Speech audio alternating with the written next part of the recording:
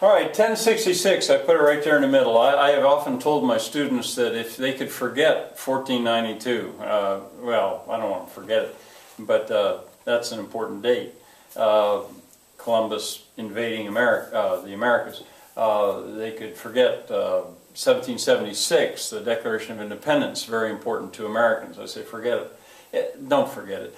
But there's the date to remember, because you can't speak a sentence of English without giving evidence of what happened that day in October of 1066. The Anglo-Saxon army, Old English speaking, the French army, French speaking, and the French won. Well, give about 200 years, that's how long it seemed to take, before the two blended together. And the result was Middle English. Linguists, or the dictionaries call it capital M, capital E, Middle English.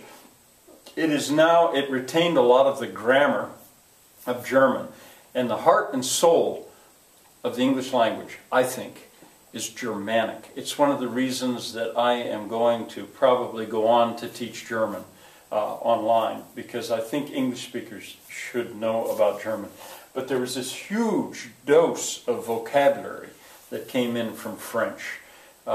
And there's a schizophrenic thing about the English language, in that the French words were the words of the high and the mighty and the powerful. Education, the church, government, the king, whereas the Old English words, the Germanic words, were the words of the lowly. I could go into that more, but I guess I won't. I will say that when it comes down to poetry that touches the soul of an English speaker, I think the poet does better to work with the Germanic words. But I'll leave it at that. Anyway, an example of that, the most famous example of it, is a writer named Geoffrey Chaucer. He wrote a book, a very long poem called the Canterbury Tales. I'll try to show you what in Middle English sounded like. One that April with his shore sote, the drocht of March aspersed to the rote, and bathed every vine in such liquor, of which vertu engendered is the floor, than longen folk to go on pilgrimages. I don't know if you understood that or not, but that's my best shot at reciting some of Chaucer's Canterbury Tales. Well, it's at that point that the English language spelling froze. That's the reason that we spell was as was, W-A-S, was. It's because it was pronounced was, apparently, at that time when they decided how were they going to spell them. So if you've ever wondered why is English so hard to spell, well, it's spelled the way it was spoken in Middle English, a lot of it. Well, given more time, we eventually reach modern English. That's what I am speaking now. I'm speaking the mid-Atlantic dialect of American modern English, more or less. Well, Shakespeare's English is also modern English. That's 400 years ago, but we can understand it. It's also known as the Mayflower English, because the people who came over to the Americas on the Mayflower, that's the way they spoke. The King James Bible, I should underline King James Bible, English. Sometimes it's called that kind of English, which sounds different, but we can understand it. That's all modern English because we do, in fact, understand it. So it is our language. Surely it has drifted, it has changed, but spelling did a lot to freeze the drift, I suppose, that and education. Now there have been some exotic inputs into English. Arawak, for example, that was the language of the Caribbean islands. I think that the word chocolate maybe comes from Arawak. When the New World was discovered and they had new plants, what were they going to call them? They used the native words. So certain words have come in. The Aztecs, I think they gave us the word tomato. That was a New World crop, and others as well. The language of the Aztecs, it's too hard to spell and remember. Hindi. When the British Empire expanded and they conquered India, well, from India there were all kinds of things that came in.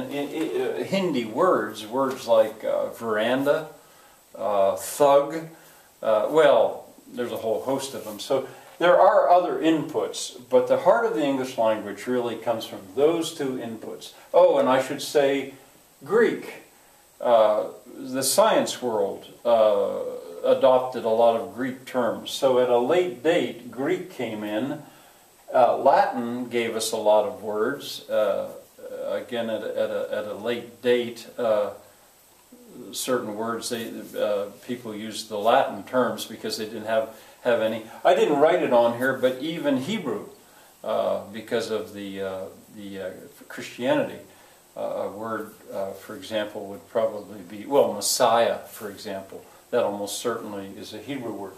Well, where's the language going? You know, that brings us up to now. But where's it going? That is fascinating. It is entirely possible that the English language may die, go the way of Latin.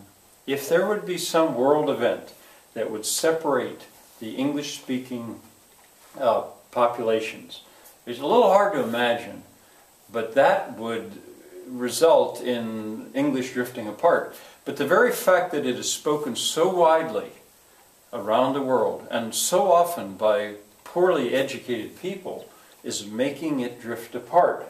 An example of that is Black English. Here within this state of Pennsylvania, I could easily go to some young teenagers in Philadelphia, black kids. They wouldn't have to be black, but they probably would. If they were speaking among themselves, I probably could not understand them. If that happens, they say, now that is another language. Jamaican Creole is another example of a language that certainly, if Jamaicans were speaking among themselves, I would not be able to understand it, and yet it's a variant of English. So it is. There are developments. Language is not a dead thing. And finally, you know, I've got this hat. I've been carrying this hat. I hope I've got time for this. Blackpool. I don't even know how you spell it. Blackpool in England. One time I had taken a group of students to Europe, and I was on the ferry going from England to France. And I ran into three British guys from Blackpool.